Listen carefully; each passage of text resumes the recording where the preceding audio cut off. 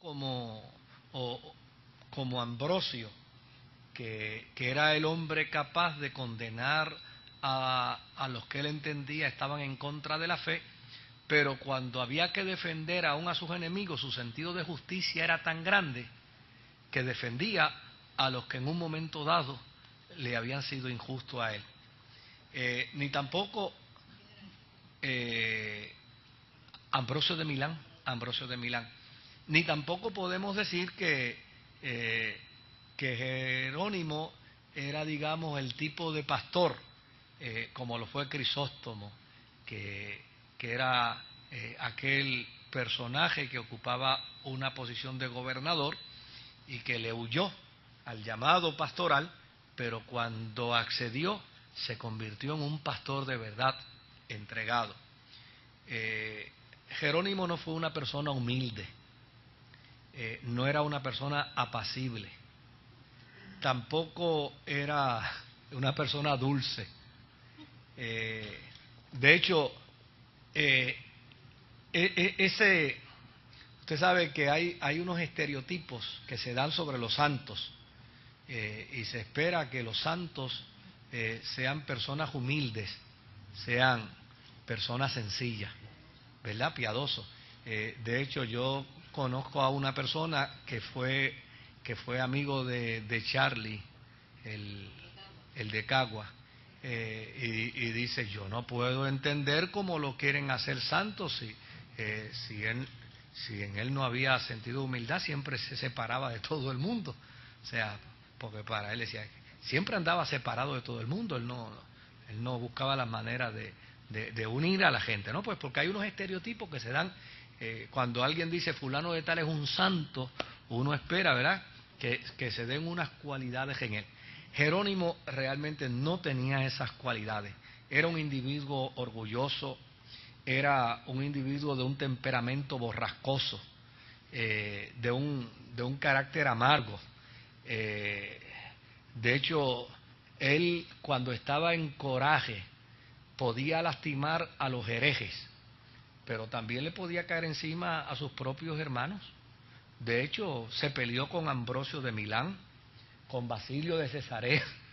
Inclusive en una ocasión le llegó a decir a Agustín de Hipona que era un asno con dos patas. O sea, era un individuo violento, algo así parecido como el estereotipo que nosotros hemos creado de Pedro, ¿verdad? Usted sabe que nosotros hemos creado un estereotipo de Pedro, un individuo belicoso, violento, agresivo, rudo, tosco, pero es porque realmente estamos definiendo la personalidad de Pedro a base de unas 3 o 4 experiencias. Y esos son los grandes errores que cometemos los seres humanos, ¿verdad? Que juzgamos la vida de los demás por 2 o 3 experiencias. Si robó una vez, es pillo para toda la vida, ¿verdad? Si dijo una mentira, es embustero para siempre. Entonces, sí, por eso. Pero por eso ese dicho es precisamente lo que distorsiona realmente el carácter y la vida de los demás, porque el hecho de que una persona cometa un error, es más, que cometa 5 errores, no lo califica para que se le ponga el sello permanente.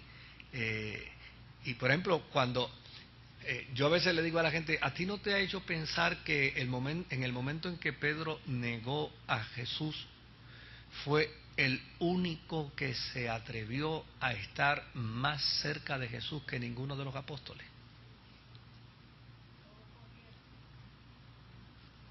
Entonces, ¿verdad? Entonces, ¿no te hace pensar que Jesús estaba en la casa de Caifás, pudiera a la distancia, porque dice la historia bíblica dice que se estaba calentando con la gente, ¿no? Pues pudiéramos entender tal vez que la distancia era unos 30 o 40 pies de la casa de donde estaban acusando a Jesús, y él estaba allí, mientras todos los demás apóstoles y discípulos habían agarrado la jujilanga y se habían ido. O sea, hay que ver que en él había un sentido de valentía y había un sentido de fidelidad. Lo que pasa es que lo han agarrado imprevisto, ¿verdad? Entonces, obviamente, está viendo cuando le están desfigurando la cara a Jesús allá adentro, y esa es la experiencia desde el punto de vista de la ética situacional, ¿verdad? Los que han trabajado con la ética situacional saben que hay momentos donde nuestras reacciones no son ni siquiera pensadas. ¿Sí? Sí, responden precisamente a la situación, a la circunstancia. Y yo creo que Pedro, en el momento en que niega a Jesús, es el resultado de una situación, de un elemento circunstancial. Y de hecho, la mejor evidencia de eso es que una vez lo hace, se retiró de todos sus compañeros discípulos y se fue a deprimirse y a esconderse. Porque en su conciencia sabía que había cometido el error, pero sin embargo hasta el día de hoy no le hemos perdonado a Pedro el error, y cada vez que hablamos de él decimos cuando Pedro negó a Jesús. Lo mismo nos pasa con la mujer tomada en el acto de adulterio. Óigame, a esa señora hace 2000 años Jesús la perdonó, ¿verdad? Hace 2000 años a esa señora Jesús la perdonó. Y si somos cónsonos con la doctrina cristiana, entonces tendremos que decir que esa señora hace 2000 años está en la presencia del Señor adorando al resucitado. Oye, y todavía cada vez que hablamos de esa pobre mujer le llamamos adúltera. Y venimos y le metemos ahí la sentencia de su condición. Y digo, oye, pero ¿hasta cuándo? En vez de decir la hermana que fue llevada en una acusación. No, la mujer adúltera, cuando a Jesús le trajeron la mujer adúltera. Bueno, pues desde luego, en el caso de Jerónimo, ese era Jerónimo. Un individuo con una naturaleza impulsiva, un individuo con una agresividad increíble, pero la agresividad es un sentimiento. Lo que quiere decir es que era una persona muy sentimental. Fíjese qué dato interesante. Mire, yo he conocido gente, no, pero es que yo he conocido gente, mire, yo he conocido gente bien malcriada. Y no, es que yo he conocido gente bien malcriada. Y cuando uno trata con ellos, realmente descubre que, como dice Ortega y Gasset, son ellos y sus circunstancias, pero realmente esa no es la realidad de su... Sí. Mire, yo, en la década del 70, en Puerto Rico había una persona, uno de los 10 más buscados, y lo estaban buscando por cerca de 27 asesinatos.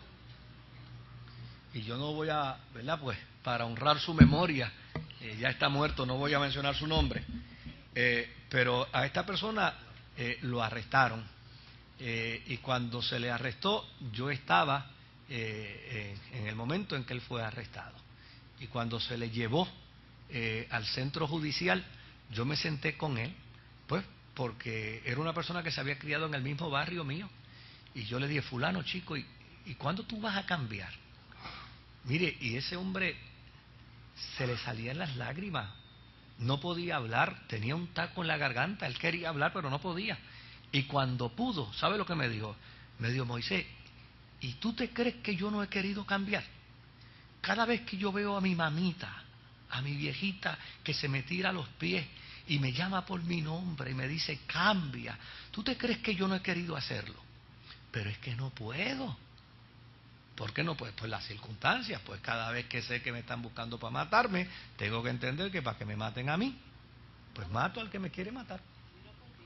Entonces, o sea, uno no está avalando, pero por eso yo digo que el único que puede juzgar la vida y el corazón de los seres humanos es Dios. Es Dios. Porque Él es el que conoce, a fin de cuentas, Él es el que conoce. Por eso cuando lleguemos al cielo nos vamos a llevar muchas sorpresas, ¿verdad? Gente que hemos mandado para el infierno,